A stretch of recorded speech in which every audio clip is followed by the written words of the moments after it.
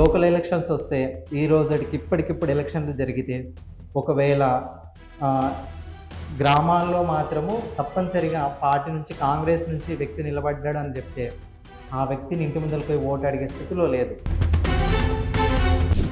నీ పాలన ఎక్కడుంది, ఏముంది? తెలంగాణను పాలించడానికి అర్హత అనేది లేదు. గుర్తుపెట్టుకో ముఖ్యమంత్రి గారు, తప్పకుండా నీ పతనం అనేది ఈ కోడంగల్ నియోజకవర్గం నుంచి మొదలవుతుంది. దేశ చరిత్రలో ఒక ముఖ్యమంత్రి గారికి ఇంత వ్యతిరేకత రావడం అనేది, ఈరోజు సిరిసిల్ల చేస్తున్నావు, మాకు సిరులు లేకుండా వెలవెలబోతున్నామయ్యా.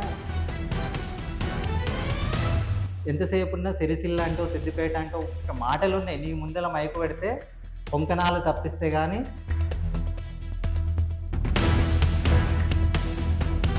అంటే రైతు భరోసా ఇస్తున్నాము, రైతులకు 2 లక్షల రుణమాఫీ చేసినాము, తర్వాత ప్రతి కాన్స్టిట్యున్సీలో ప్రతి గ్రామానికి రోడ్లు వేస్తున్నాం. అంటే ఇవన్నీ జరగట్లేదు అంటున్నారా మీరు?